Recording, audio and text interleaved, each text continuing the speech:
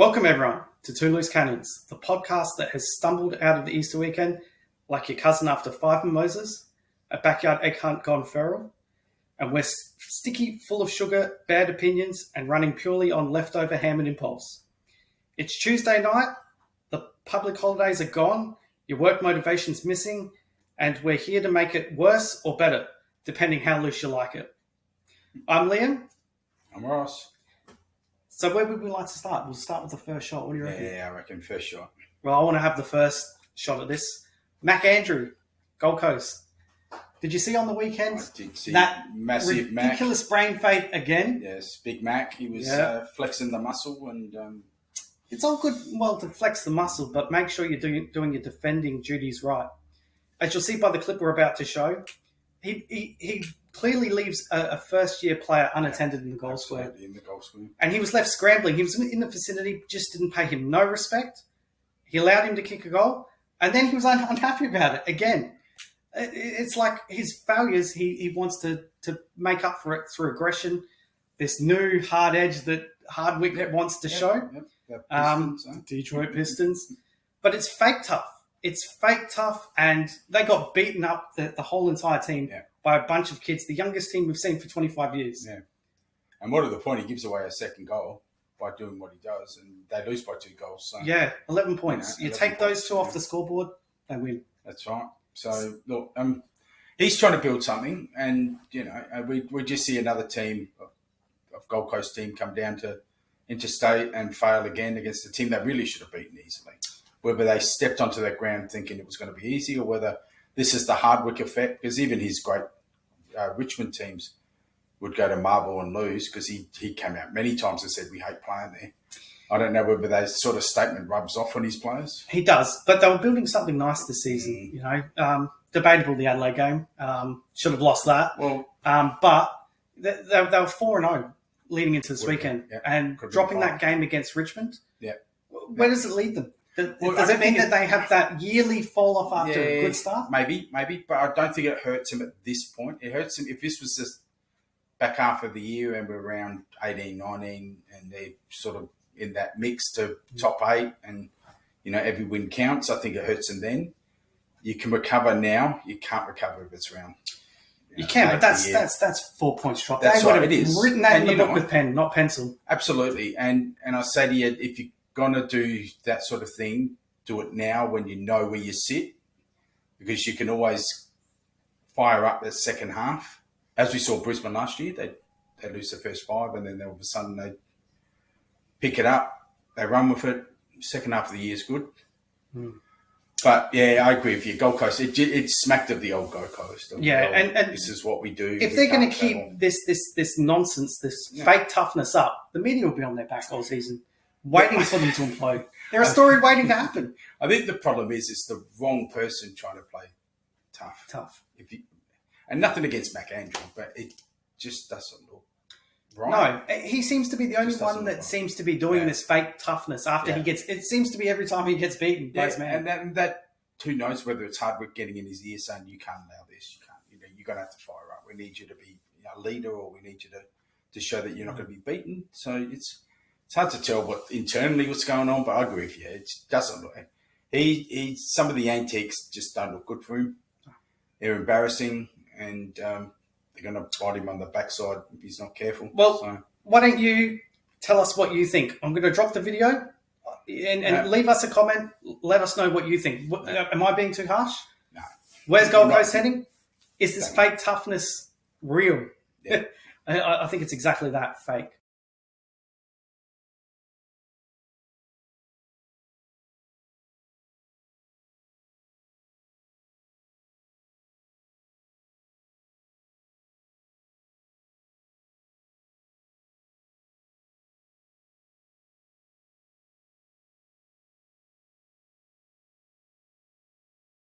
Yeah.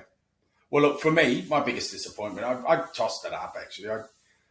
That surface at the SCG was terrible. But then I sort of think, well, maybe we don't get over the line if it isn't, because it seemed to affect Sydney more than it affected us. They were falling all over the place. That shifting surface was just So what does the C wasn't stand up to for in the SCG? Well, it stands for concert by the sound of it, because they had one concert 7 weeks ago, and it seems to be blamed on that. Yeah. But I've gone with just the first day of WrestleMania. That was just, I've seen some. You're wasting your first shot on that? Oh, yeah, that was that was some terrible stuff. We both love our wrestling, and we both agreed that first day.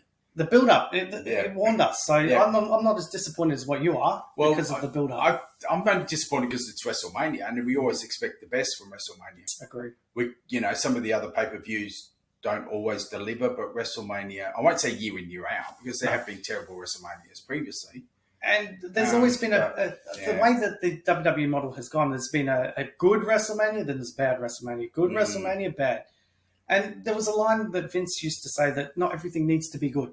Yeah. And it's to make you feel the highs and feel the lows. But I completely agree with what you say. You put your best show out every year. And that has to be your best show. And that's the showcase to the casual fan. If they're going to put that tripe out, what casual fan is going to spend 3 hours on a Monday watching Raw? Because the match they said was the best match of the night, which was the Charlotte Flair and Tiffany Stratton. You thought that was the best? I did not think that was the best by any shot. Not even close. There was some missed moves. There was some timing issues. There was that second half of the match was elite. That first half was just it was very physical, and there was a lot of mouthing off between the two. So there was a lot of mouthing off, but that didn't transcend into that first half of that match. That second half, it the longer it went, the better it got. Yeah. But for Rick to come out and say that it was the best match of the night, it was smacked of his daughter losing and him wanting to say it doesn't matter who wins. It was if you're involved in the best match of the night, well then you should be proud of what you put out. Well, it was the 420 day. I don't know. Ric Flair has his own strain of weed. We know what he's been puffing on. And you back your daughter in. I would back my daughter in on anything. I'd probably go, that wasn't as that was probably the best I've seen in a while, but it wasn't. Yeah, fair. All right, so where do you want to start this week? We'll start with your game yesterday. Well, yeah, I guess so. That was because it's fresh in our minds. Probably. I mean, your game was all the way back on Saturday. Yep. So that game was statistically a strange game. You look at all the stats. You got beat up by 40 in contested ball. That usually equates to about a 40, 50 point loss at the least, and you come away winning comfortably enough. I'll two things, and they both were kicking. Their field kicking was terrible, Sydney. And their kicking for goal was terrible. That's the thing that saved us. And the shifting surface, as I said. Because that seemed to affect them more than... And we slipped over, don't get me wrong. We were falling over and slipping over. But there were sequences where they had us on toast. They should have been having shots at goal, but they were falling over and we were just picking out the ball and running it out of the defence. And, we had virtually goals over the top. So that helped a fair bit, but their kicking was just not good at all. And again... that second half, I mean, I look at it and I sort of think, well, you expect them to come back at home at you. They probably should have won that game. If I'm honest with myself. I agree. They should have won and won comfortably, but they didn't. And your cousin dropped the ball in the goal square. Hayden McLean, Yeah. So, he kicked 2-4. In another day, he could have kicked 5-1. That's right. He could have kicked 5-1. But poor kicking's poor football. That's right, so at the end of the day, you don't kick straight, you don't hit targets, you don't win. Doesn't matter how much you get in there, get that ball. Poor kicking is poor football. And 7 more scoring shots and you lost the game by 7. So, I mean, it's just... So where does that leave Sydney? Because again, I look at Brisbane last year and you just don't want to write anybody off this early in the year. Other than probably West Coast, and I'd say probably North now have shown... Yeah, I don't know what North is showing, to be honest with you, because they seem to be a bit of a Richmond model where 1 week they can just be up and flying and they can flog you, and it just comes out of nowhere, and then they're just no good for 3 weeks. Yeah. But we're both expecting North converting. North this week. I don't know if you saw the conversation between Kane and Hodgie over whatever show it was on, and Hodgie basically told him to shut up and listen to him. I agreed with Kane. I mean, at this point, that team should be better defensively.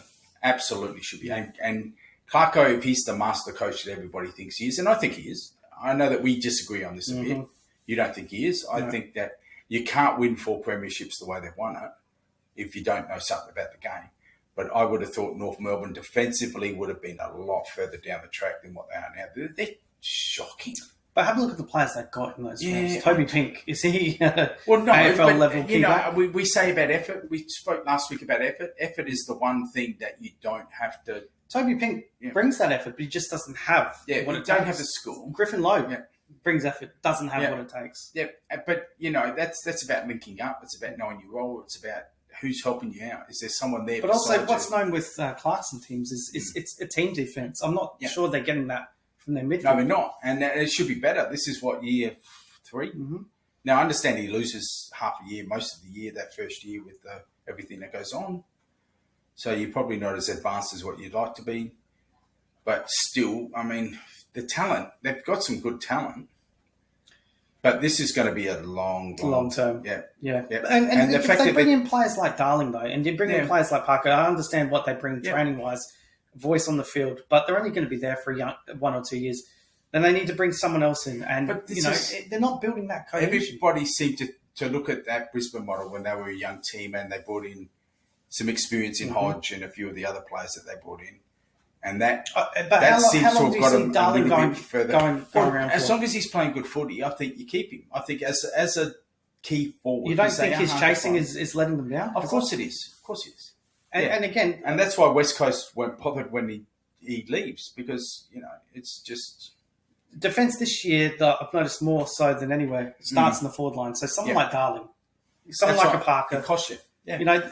Good experienced heads, but do they have the running power to pressure teams these days? You got to be fast. That's right. And fast both ways. Yep. And I think having players like both of those in there, great to have around the team, great for experience, great for training standards.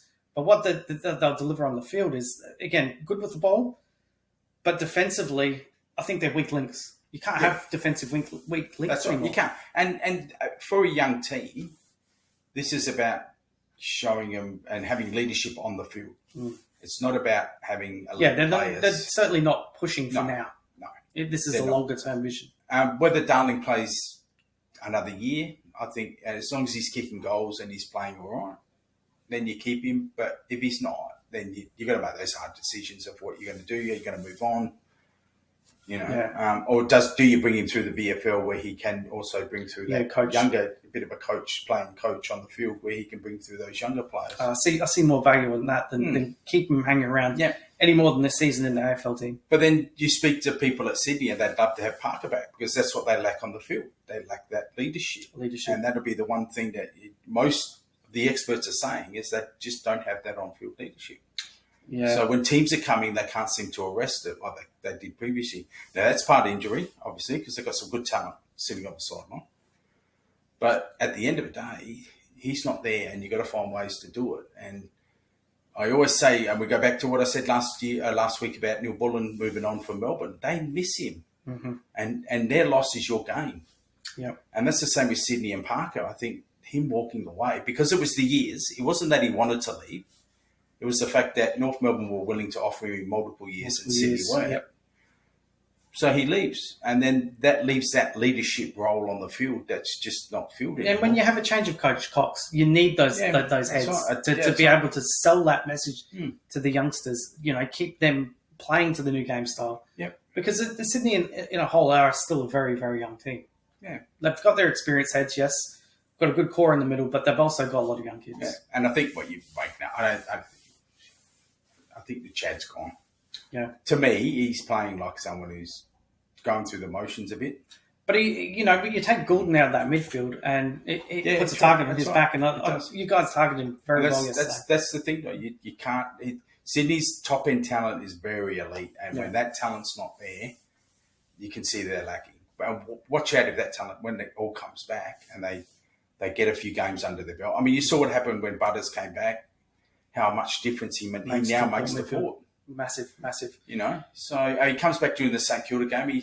First game back, he still performed well. But you could see the difference in the Hawthorn and Sydney yesterday. Yesterday. Yeah. Well, that's enough Sunday. Of that. Yeah. Enough of that mob. Let's talk about the mob that matters, the Crows. Well, here we go. Win of the season. I had this as win of the season. Played genuine contenders. had to win a different way. It wasn't pretty. And, when they were challenged, they could have thrown it all in. I know you'll tell me about Hogan missing. No Hogan, no GWS. It's more than that. What difference? What difference? Tell me the Fogarty story. Go on. The Fogarty story about how he was out, how they overcome that. No. That wasn't what I was saying. Violins, buddy. The background story behind that. Last week I said that Crows would smash GWS. They would overrun them. I felt Fogarty being out because they played in 35-degree heat. Short break. Yeah. But then those conditions sort of leveled it out, and then we're missing Fogarty the most of the second half, down a rotation, and that sort of brought that competitive advantage we had back down a bit. It's not the win. It's a good win. It's not the win of the year. For us, it's the win of the year. You'll have better wins. Oh, yeah. Without doubt. But ticking the box against Essendon at the MCG, great. It was great for us. We had to win at the MCG. Then we come up against quality teams that are going well. Gold Coast fell short. Yes, we know the reasons. And then against the Cats, again, could list multitude of reasons they fell in the hole. That loss isn't fatal. They pushed them, they ran them tight, they ran out of legs. Look at Geelong today. Look fantastic. So we needed to be a genuine finals team, and so that's where I'm ticking the box and saying yes, we've got the job done. But coming up against Freo this week, drop the game, doesn't count for much. Yeah, that's it. Yeah, so you have to show that week in, week out, that effort. Now, what are they saying for Fogarty? I missed how many weeks he might miss. They said that he might be up this week. It was a joint sprain. Again, look, I'd like to see what it looks like. Just the three key forwards and not four up forward. And Rochelle is getting close to returning. He comes back. We'll add that extra bit of legs in the forward line. This is the week. If he's not quite right, then he can stay at home. We don't need him. No, I don't know about Freo. They're a bit iffy at the moment. They're up and down. They're all over the place. They're for a team that everybody was predicting could finish top four and looking more like they could miss the top 8, to be honest with you. They barely get across the line. They've invested heavily in midfield talent, but I think their key bookends. Alex Pearce is a superstar. Yeah, he is. He's a superstar. You're right. What's around him? Like nothing. Luke Ryan's a great bowl distributor. I see him as the other key role, but he's more of a distributor. And then up forward, you've got Tracy, which good player, but I don't think he's as elite like everyone has said he is. Kicked 6 against was it Richmond? Yep. Yeah, 6 against Richmond. Everybody kicks. Boosted his tally a bit. He's up on the Coleman. But what else have they got? Shea Bolton. Well, Bolton can be a game changer. So, and then you talk about your Shea Bolton. Yeah. But he's a cream on top sort of player. Yeah, that's right. He is. You're right. He is the cream on top. But he also is. He is a match winner. He can turn it on for a quarter and absolutely take it out of the opposition's hands. So, and the one thing that the Crows had going, they're not going to get a pretty game against Freo this week. Freo gave up 100 points. They're going to come tighten those screws and make sure that we don't put 150 on them. What is your record? Do you know what your record is at Optus? Is it good? Is it bad? Well, we've played West Coast the last couple of years, but we got beaten by Freo there. Yeah. We don't seem to match up well against Freo at home or over there. So, but we know we've had that test, that ugly test this week. We passed it. Again, there's not really much else I want to talk about that game. I don't want to relive it. And you've got, like you said, you've got some players coming back. So that'll improve that side. And, if Amira misses, again, it helps our cause because their midfield is probably better than ours. But I'd like to see us match up against them and see what we're like. If we can tick this box, then great. I wouldn't be shocked if you win. But, yeah. Well, one can hope. We'll skip to the Freo Melbourne game because, again, Melbourne putting 100 points on Freo, I didn't predict that. I thought that game was going to be dour, ugly, contest to contest. That's a Melbourne team that rocked up, was ready, was primed for the game, and a Freo team that just don't travel. That's all. That's what it looked like to me. It just looked like you were talking about the Gold Coast and Richmond. It just looked like Freo. Freo's record has been pretty good at the G though. That's the one ground that seemed to travel But well. it did look like, from what I saw, and I must admit, I didn't see a lot of the game, but I did see bits and pieces. And the parts I did see, Melbourne just ran absolutely rampant over them. Like, there was just passages Cozzy of Pickett. play. It was Cozzy Pickett. Passages of play where they were witches' hats on Freo, and I was just like amazed at how well Melbourne were going. Yeah. So, and sometimes teams have those games. I mean, obviously, we saw what happened last week with Port and Hawthorn, and that first half, everybody was, looking at each other going, what's going on? So some teams do show up, and I think that's what you saw with Melbourne. Now, this week, who they got? I didn't look that far ahead. Yeah, so, it'll be interesting to see if they can back it up, Melbourne. Yeah. And that's the challenge. They've been working on it for some time. And even back end of last year, remember they kept talking about they're going to play fast, play and play with lots of handball. Yeah. On the weekend was the first time I've actually seen them put together 4 quarters. Yeah. Well, I don't know if you saw the after-match interview with Max Gawn. A lot of questions about his personal stuff. So, how's it going in your personal life? How's that going? And he was sort of a bit, Oh, he was huge in that final quarter when Freo was coming. Yeah, they just couldn't bypass that wall of Gawn. That's right. He was massive. So, and that's the old Gawn. That I think a lot of people were asking. Where was he? Where was he exactly? So So let me ask you another question. So, Cozzy Pickett, Melbourne or Freo? Who won on the weekend? Because his performance that first half, 4 goals.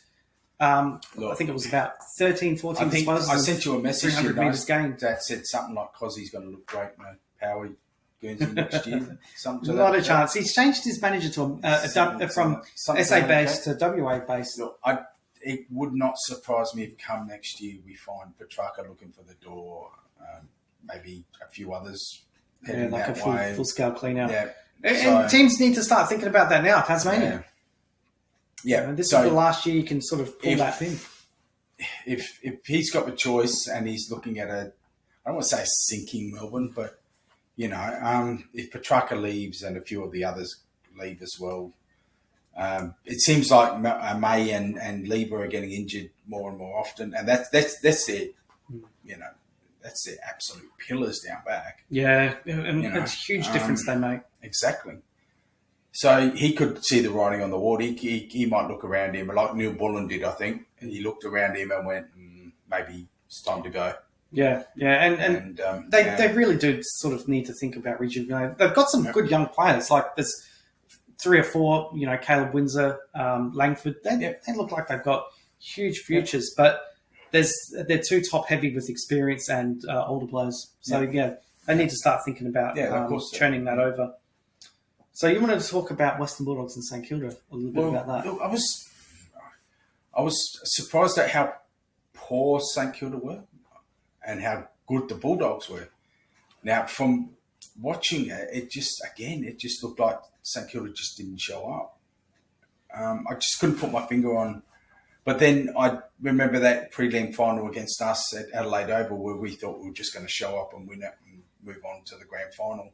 And the Bulldogs absolutely, and that's what it smacked all that team that just thought, we're coming here to win, and we know we're going to get a tough contest from St Kilda. And I don't know whether St Kilda's mindset was the Bulldogs end up playing all that. We'll just rock through these guys and move on to next week. And how much does the whole Western Bulldogs team lift because Bontempelli? That's right, and Bontempelli was huge back. Yeah, I mean, you watch that game and he was just everywhere, and he's obviously the best player. That was the best game I've seen from him for a long time, though. A long time. There's so many games that I remember a game against the Crows last year where I think he had something like 25 odd disposals and a couple of goals, and we won that game. And I didn't even notice him. Yeah. And so, sometimes his stat sheet looks prettier than what his game is. Yeah. Yeah, I agree with you.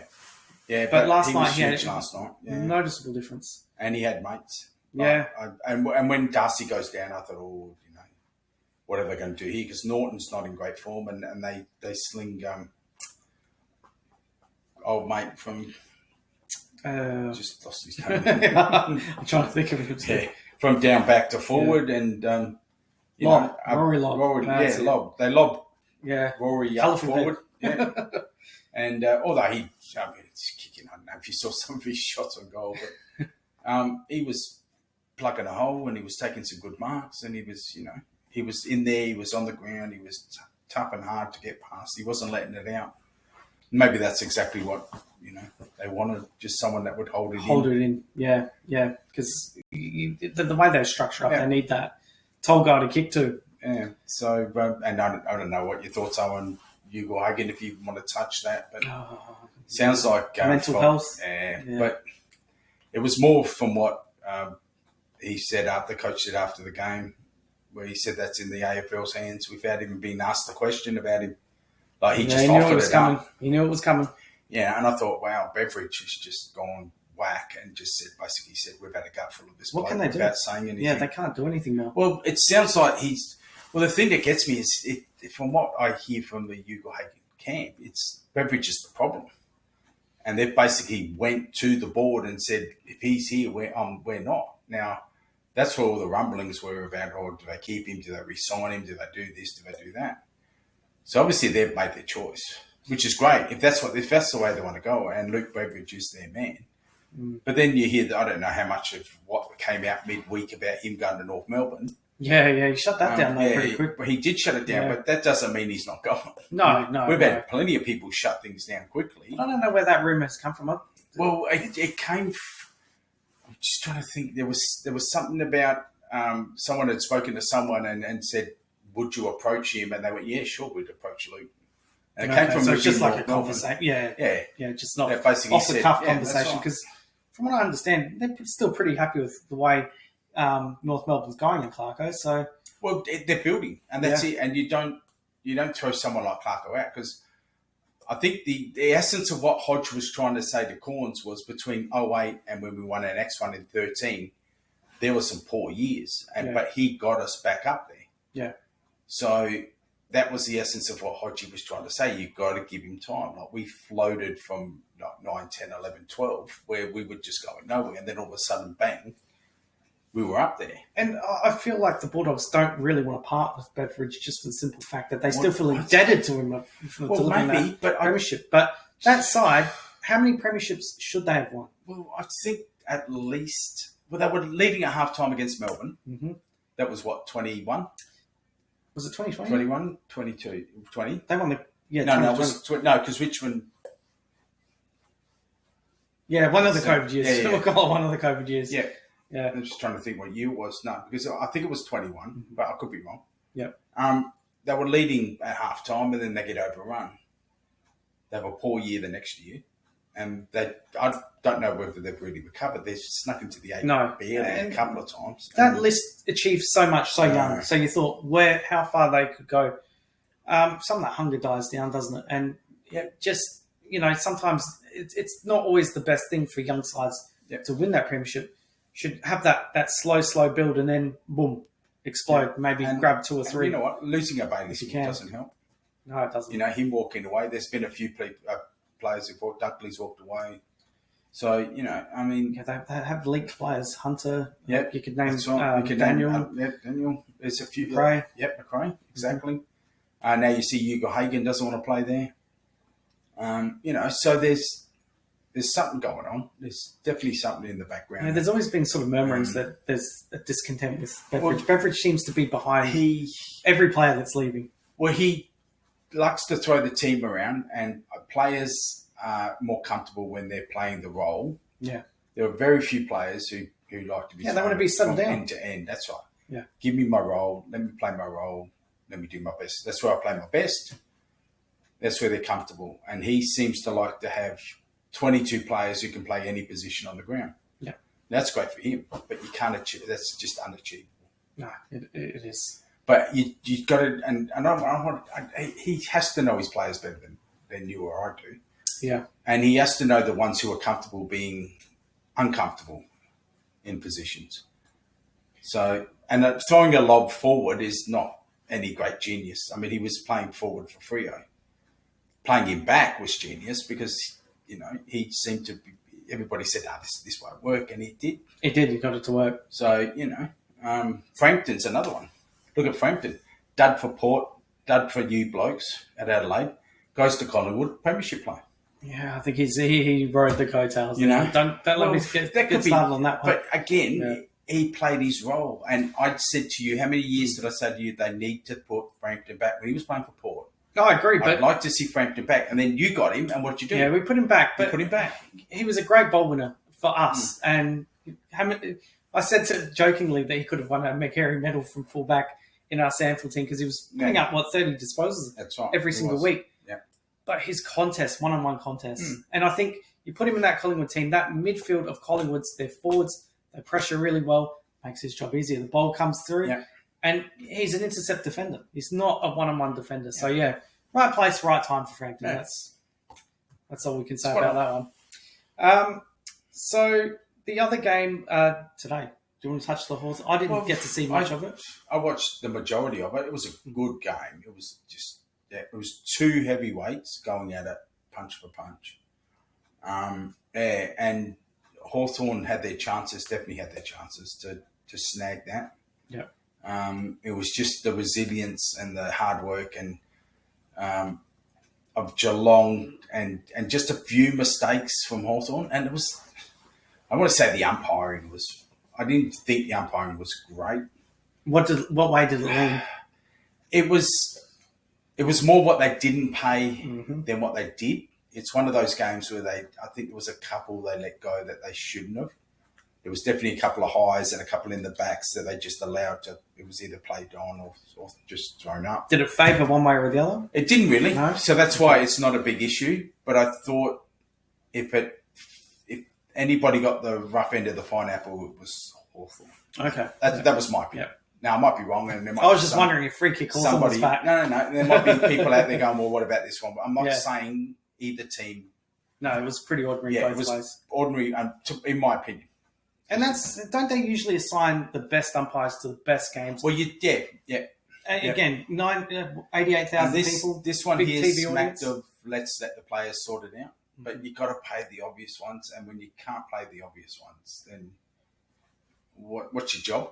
It certainly isn't to bounce the ball because some of the bounces were terrible. So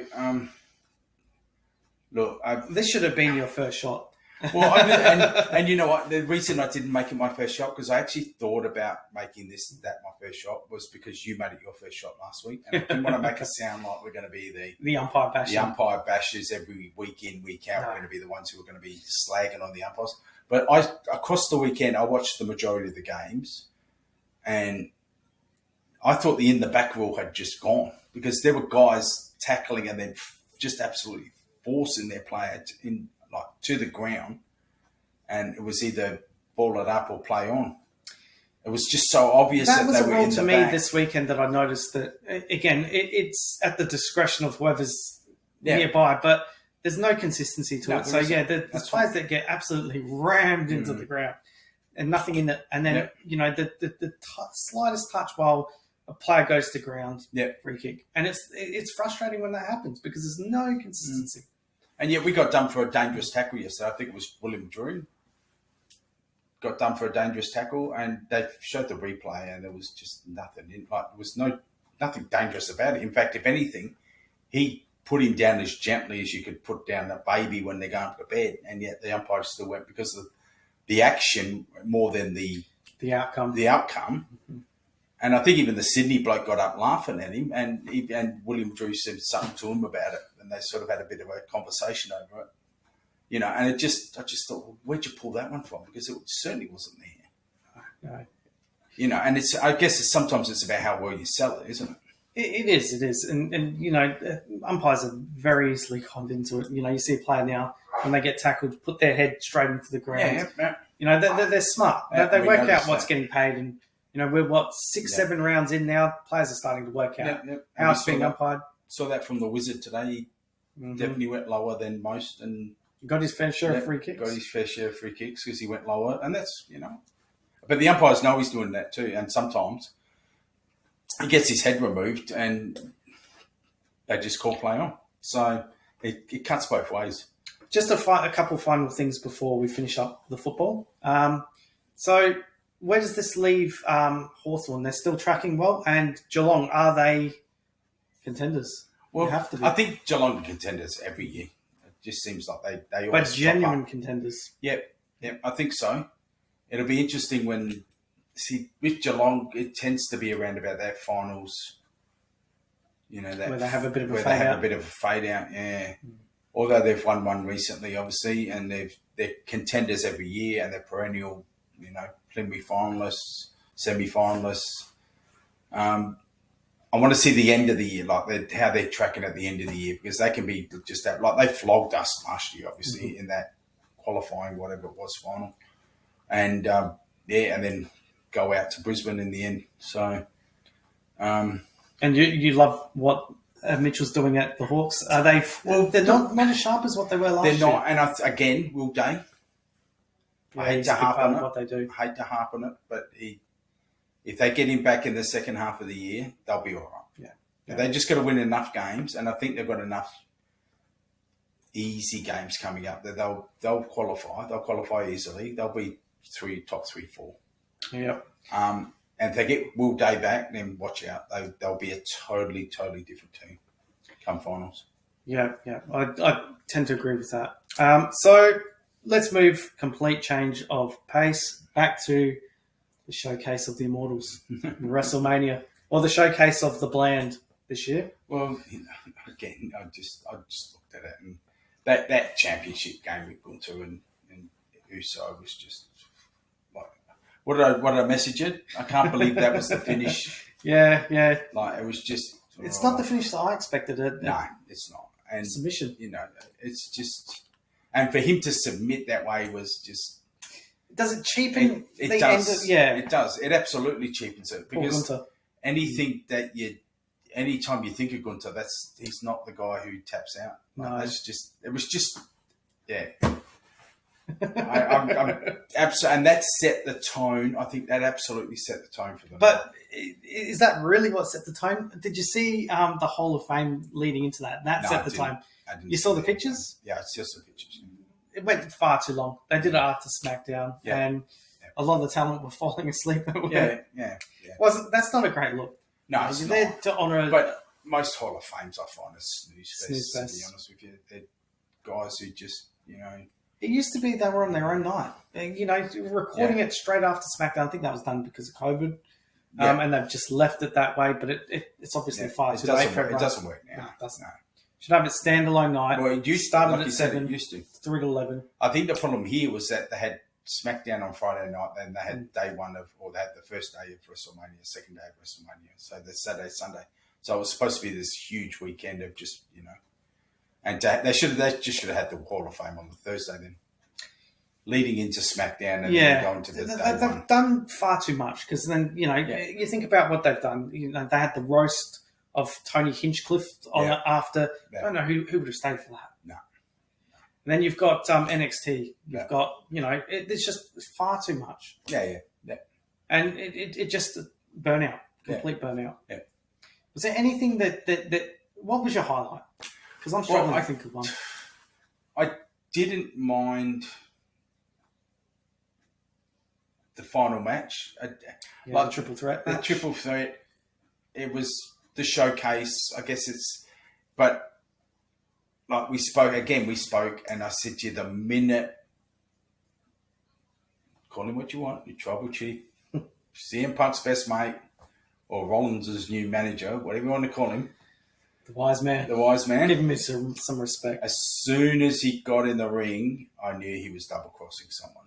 Yeah. And the minute he gives that chair to Punk, you know, Punk's going down. And so then what made you think he was going to double-cross? Well, because it was just too obvious. Because there was just no need for him. My first impression when he had the chair was that he was going to throw it over the top of Punk and Rollins, and it was and Reigns. It was going to go to Rollins, and then Rollins was just going to bang, bang, bang, get the pin. That didn't happen. He gives it to Punk. Then he gets in the ring, and the minute he got in the ring, I thought Punk's in trouble. All right. And then, of course, the minute he stood behind Roman, he didn't stand to the side. The minute he went directly behind Roman. So it was just too well choreographed. It was just gave away the plot way too early. Yeah, and we were talking about this before we come on there. The foreshadowing of the favour that Rollins, you know, he should have gone to curb stomp Heyman and not said, "You owe me now." Yeah. Should have just left it unsaid, because then that would leave the viewer with some uncertainty. I mean, we probably still would have thought that double cross was coming. But it kind of cheapened. It did, and you were expecting it, and I expected the favour because I'm thinking, well, he owes Rollins a favour. What's he going to be doing? The minute the match started, I thought, Rollins, it's some way he's going to help Rollins win it. Yeah, he will. Yeah, and it was just that, and the whole match, you're just waiting for that point. Yeah, and like I said to you, the minute he got in the ring, I thought, Punk, you're in trouble. And then, when he's pointing at Rollins to go, get him, and I thought Roman's in trouble. And that was the moment. So, we've been around a long time. We've watched a lot of wrestling. We can pick the points where matches have turned, and we know. Yeah, and then look, we're okay with that as long as it's entertaining. And sometimes we get the odd swerve that we don't see. That's right. Yeah. There's nothing we didn't really see. The perfect on swerve would have been, whatever you want to call him, whether it's Ambrose or whether you want to call him Moxley, would have been fantastic to hear that music drop and him come rushing in. But who knows if we'll ever get that moment. I don't think so. We may never get that moment because even Rollins has said that Reigns and Moxley were closer, and they're still close than what he was ever. So yeah, and I don't think he's come back. He's too tied in with what AEW is doing. He seems to love it there. It gives him the lifestyle. There might be a point at some point where that runs its course, and he's sick of getting cut open week in, week out. And he loves that though. What are you talking about? He loves it. Yeah, but even Mick Foley got sick of being beaten up and thrown off the top of cages and ears ripped off and noses through teeth. Teeth through noses. At some point, you got to just give your body a break and a nice, easy. He doesn't. He's got a young family. Well, and you know what? And he can still come back to the WWE and make $1 million a year. $1.5 million, $2 million, depending on how they use him. Yeah. So I'm sure Punk didn't come back for peanuts. Yeah. Now we didn't watch the second night of WrestleMania. That's why I'm not really talking about that. We know what happens. Well, I did watch a few of the matches. I got up to the. Just trying to think which match I got up to. Well, you saw the Intercontinental. Yeah, I saw the Intercontinental match, and that's right because we were talking, and that's where I got up to. Yep. So, and I just thought the buzz, the absolute roar when Dominic wins that belt. This is a bloke who went from being booed so loudly you couldn't hear a word he was saying to the crowd being happy for him for winning the IC title, and I just thought, wow, it's one night amazing, only, isn't it? One night only. But I am noticing that shift. You can see that shift. Because I think he's now in some of the things he's doing. Yeah, he's earned the audience's respect. They appreciate him now. Yeah, exactly.